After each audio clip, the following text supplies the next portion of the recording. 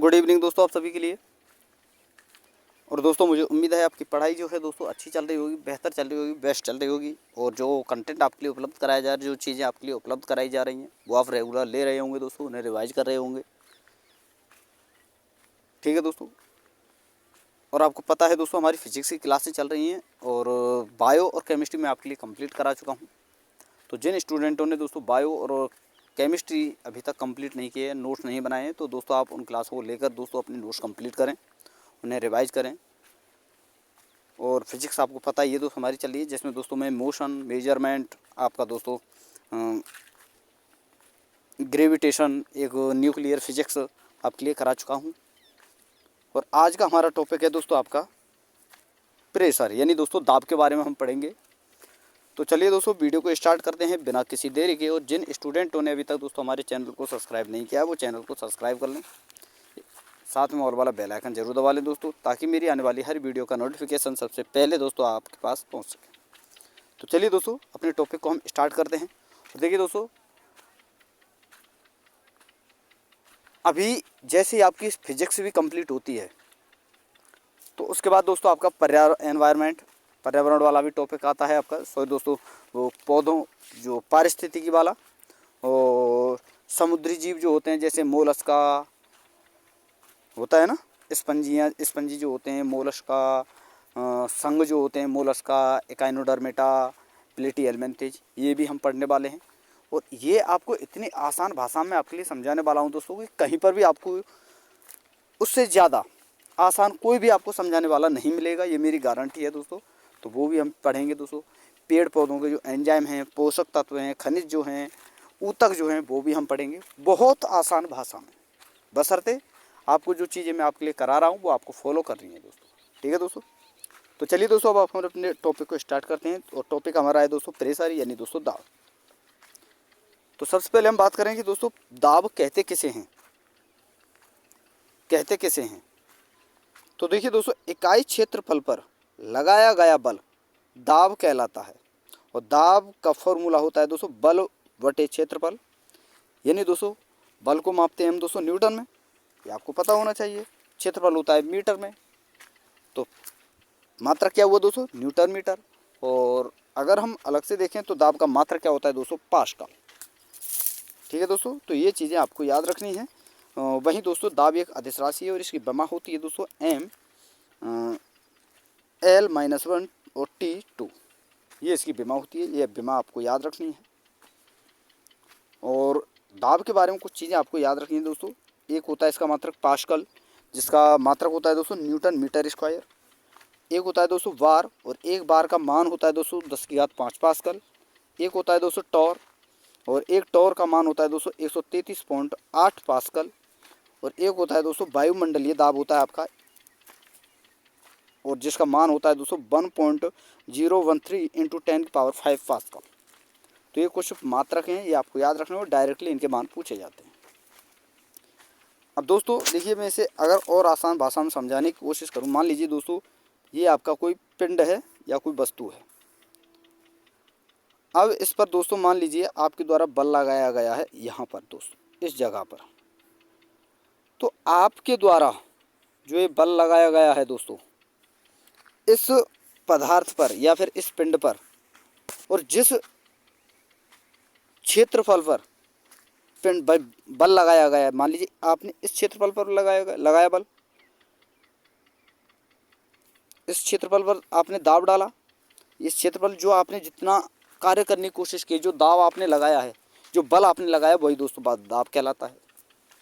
तो वही यहाँ पर बताई गई है कि इकाई क्षेत्रफल पर लगाया गया बल दाब कहलाता है, ये आपको याद रखना है। अब चलिए दोस्तों आगे देखते हैं। और एक इम्पॉर्टेंट चीज़ दोस्तों आपको याद रखनी है नोट में, कि दाब जो है सतह के क्षेत्रफल के व्युत्क्रमानुपाती होता है। जैसे कि दोस्तों दाब का फॉर्मूला अभी मैंने बताया था, P यानी प्रेशर बराबर होता है दोस्तों NYA, यही तो होता है। दाब बराबर बल बटे क्षेत्रफल, N मतलब मैंने न्यूटन लिख दिया है दोस्तों, F है, ये F होगा आपका F बटे A, ये आपका क्षेत्रफल है। तो दाब जो है बल के समानुपाती है, लेकिन क्षेत्रफल की क्या है दोस्तों, व्युत्क्रमानुपाती। तो ये चीज़ें याद रखना है। तो इसीलिए क्या होता है दोस्तों कील जो होती है, सुई जो होती है, छेनी जो होती है, ये सभी के सभी क्या बनाए जाते हैं दोस्तों, नुकीले। ठीक है। बड़े वाहनों के टायर व पानी के जहाज़ों का तल चौड़ा बनाया जाता है ताकि दोस्तों वो आसानी से तैर सकें। उनका क्षेत्रफल ज़्यादा होगा तो नीचे की ओर दाब कम लगेगा, जिससे क्या है दोस्तों वो आसानी से पानी में तैरेंगे। जैसे दोस्तों कील सुई छेनी है ना, अगर आपको आपने इनका तल चौड़ा बना दिया, इनका कटिंग एज जो है, कटिंग किनारा जो है, काटने वाली जगह, किनारा जो है काटने वाला, और वो आपने चौड़ा बना दिया तो वस्तु कभी कटेगी ही नहीं। तो इसलिए इन्हें थोड़ा सा नुकीला बनाया जाता है ताकि दोस्तों कम बल लगाने पर भी किसी भी चीज़ पर आप जो है उसे काट सकें। वहीं आगे आपको याद रखना है दोस्तों, किसी गुब्बारे को चाकू की तुलना में सुई से आसानी से फोड़ सकते हैं। अगला एग्जाम्पल है दोस्तों, दलदल में फंसे व्यक्ति को लेटने की सलाह दी जाती है। क्यों? क्योंकि दोस्तों जैसे वह देखिए, एक तो आप खड़े हुए हो, ठीक है दोस्तों, जैसे यहाँ पर मैं आपके लिए बता देता हूँ, आप एक खड़े हुए हो, इस अवस्था में हो तो आपका बल इस सतह पर ज़्यादा होगा। लेकिन जैसे ही आप इसके पैरेलल, इसके समांतर लेट जाते हो तो आपकी बॉडी का जो है एरिया बढ़ेगा, यानी क्षेत्रफल बढ़ेगा, तो आप डूब ही नहीं पाओगे और सतह पर आसानी से तैर सकते हो। तो इसीलिए दोस्तों दलदल में फंसे व्यक्ति को जो है तैरने की जो है दोस्तों लेटने की सलाह दी जाती है। आगे आपको याद रखना है दोस्तों, नोट में बहुत इंपॉर्टेंट है दोस्तों, कि ऊंचाई बढ़ने पर वायु दाब क्या है दोस्तों, घटता है। और जैसे जैसे आप ऊंचाई पर जाते हो तो वायु दाब कम होता चला जाएगा।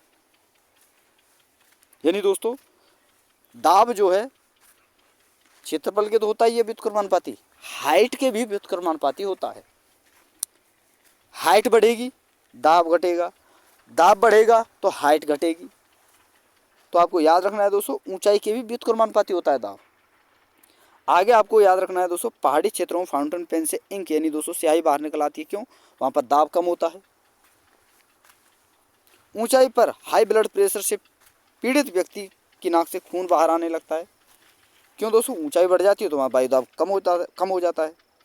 और यही कारण है दोस्तों कि हाई ब्लड प्रेशर वाले व्यक्ति को कभी भी ऊंचाई पर जाने की सलाह नहीं दी जाती। आगे आपको याद रखना है, कुछ चीज़ें हैं दोस्तों, ये आपको याद रखनी है। एक आपको याद रखना है दोस्तों क्वथनांक के। तो क्वथनांक जो होता है दोस्तों, ये भी आपके दाब के समानुपाती होता है।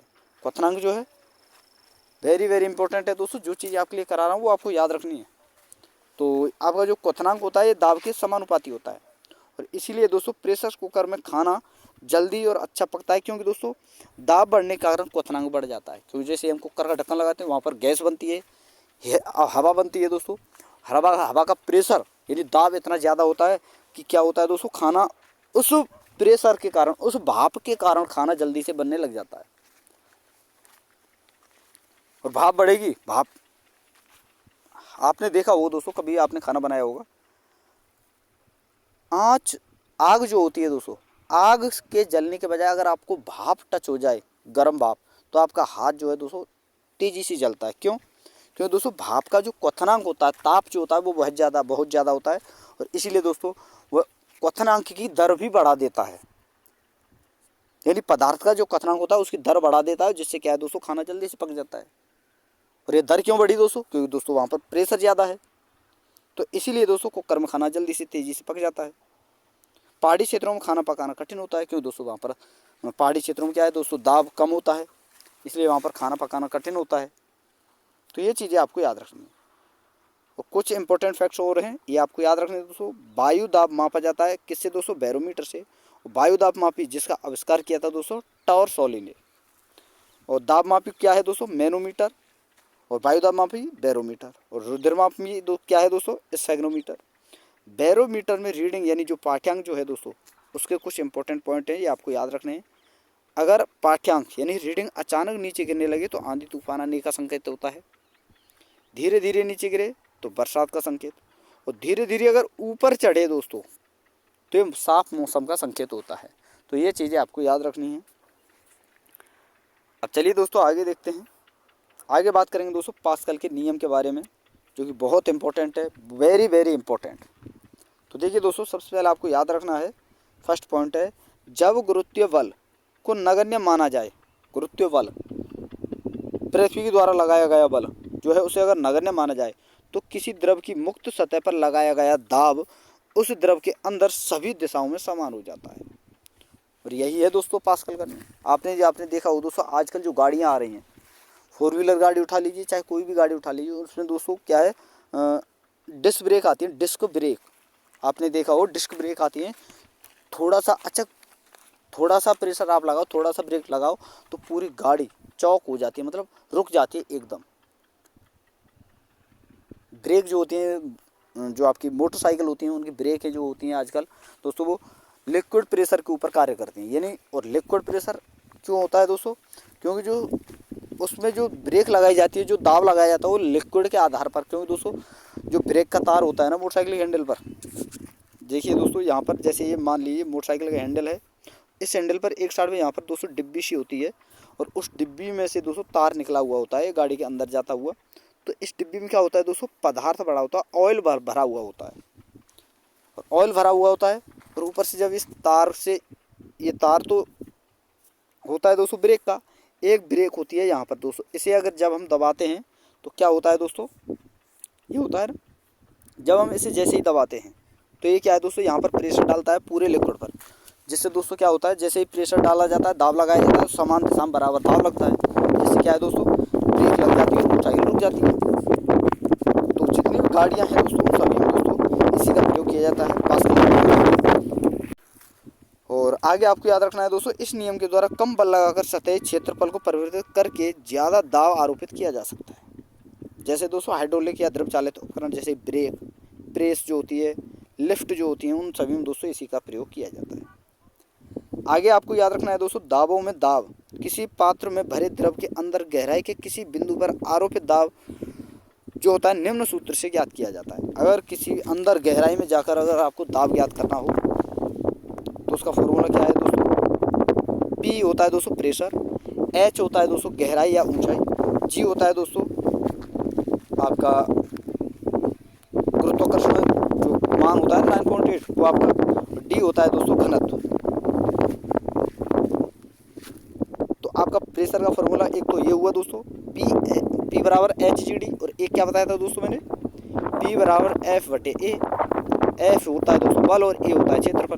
तो ये दो ही फॉर्मूले बनते हैं दोस्तों प्रेशर के ऊपर, तो ये आपको याद रखना है। चलिए दोस्तों आगे देखते हैं कि किसी टंकी या पानी से भरे पात्र जैसे जैसे नीचे या गहराई की ओर जाते हैं वैसे वैसे दाब बढ़ता है। और यही कारण है कि किसी पानी की टंकी में सबसे दूर तक या फिर सबसे तेज पानी उसी नल का फेंका जाएगा जो सबसे नीचे होगा, तो दोस्तों वहाँ पर प्रेशर ज़्यादा होगा। जैसे देखिए दोस्तों, मान लीजिए कोई टंकी है, ठीक है दोस्तों, एक आपने यहाँ ठूंठी लगाई, एक यहाँ ठूंठी लगाई, एक यहाँ लगाई, यहाँ पर दाब कम होगा दोस्तों, यहाँ पर ऊंचाई पर है, ऊंचाई पर दाब घटता है जो मैं आपके लिए बता चुका हूँ। तो जैसे जैसे आप नीचे आओगे तो यहाँ पर दाब इससे ज़्यादा हो, इससे ज़्यादा दाब कहाँ होगा दोस्तों यहाँ, और इससे ज़्यादा दाब कहाँ होगा दोस्तों यहाँ। तो यहाँ दाब ज़्यादा होगा तो ये पानी बहुत ज़्यादा, इन दोनों के बजाय ये ज़्यादा दूर तक फेंकेगा, और ये पानी फेंकेगा जो इसके बजाय दोस्तों ये ज़्यादा फेंकेगा, और सबसे कम फेंकेगा आपका ये। तो इस प्रकार से पानी फेंकता है। तो दाब ज़्यादा तो क्या है दोस्तों, दाब ज़्यादा होगा तो क्या होगा दोस्तों, पानी की रेंज जो है सतह पर सबसे ज़्यादा क्या होगा दोस्तों, निचली टोटी का, निचले नल का। तो यहाँ पर भी दोस्तों दाब ही कार्य करता है। आगे आपको याद रखना है, सॉरी दोस्तों एक मिनट, तो ये चीज़ें आपको याद रखनी है। अब चलिए दोस्तों आगे देखते हैं, आगे क्या है आपका आसंजक व ससंजक बल। एक दोस्तों आपके आसंजक और ससंजक बल होते हैं, तो इनके बारे में हम पढ़ेंगे। तो देखिए दोस्तों, वेरी वेरी इंपॉर्टेंट, ये दो प्रकार के होते हैं बल। आपको एक तो होते हैं दोस्तों आपके आसंजक और एक होते हैं ससंजक। बात करेंगे दोस्तों हम सबसे पहले आसंजक के बारे में। तो असमान प्रकार के अणुओं के मध्य लगने वाले बल को आसंजक बल कहते हैं, असमान प्रकार के अणुओं के मध्य। और इसके एग्जाम्पल क्या है दोस्तों, आसंजक बलों के कारण ही दोनों अलग अलग पदार्थ एक दूसरे से। देखिए दोस्तों, ये इसके आसंजक और ससंजक बल के एग्जाम्पल हैं दोस्तों, ये आपको याद रखने हैं। और देखिए दोस्तों, हवा बहुत तेज़ चल रही है, यहाँ पर आंधी तूफान आने की थोड़ी संभावना है। तो दोस्तों आप ये चीज़ें थोड़ा सा वीडियो को बंद करके, जैसे एक बार आप बंद करते हो फिर चालू करते हो, इस प्रकार आपको नोट्स बनाने हैं या फिर वीडियो को स्क्रॉल करके भी आपको देख लेना है। ये आपका पृष्ठ तनाव है दोस्तों। और इसकी पीडीएफ दोस्तों आपको हमारे प्योर साइंस लाइव का जो चैनल है, टेलीग्राम चैनल, वहाँ पर आपको मिल जाएंगे। और ये इसके एग्जाम्पल हैं दोस्तों पृष्ठ तनाव के। और ख़ासकर दोस्तों आपको एग्जाम्पल बहुत ज़रूरी हैं जो दोस्तों आपको याद रखने हैं। और दोस्तों में देखिए आपको दिक्कत होगी, और क्यों दोस्तों मुझे समझाने में मज़ा नहीं आएगा, क्योंकि दोस्तों बीच में अगर हवा बहुत तेज़ चल रही है और तो दोस्तों आपको दिक्कत हो सकती है, हवा की आवाज़ आ सकती है, तो दोस्तों थोड़ी बहुत दिक्कत होगी। लेकिन जो चीज़ें मैं आपके लिए बता रहा हूँ ये आपके नोट्स आपको बनाने हैं, और ये इसके दोस्तों एग्जाम्पल हैं पृष्ठ तनाव के ही, ये भी आपको याद रखने हैं।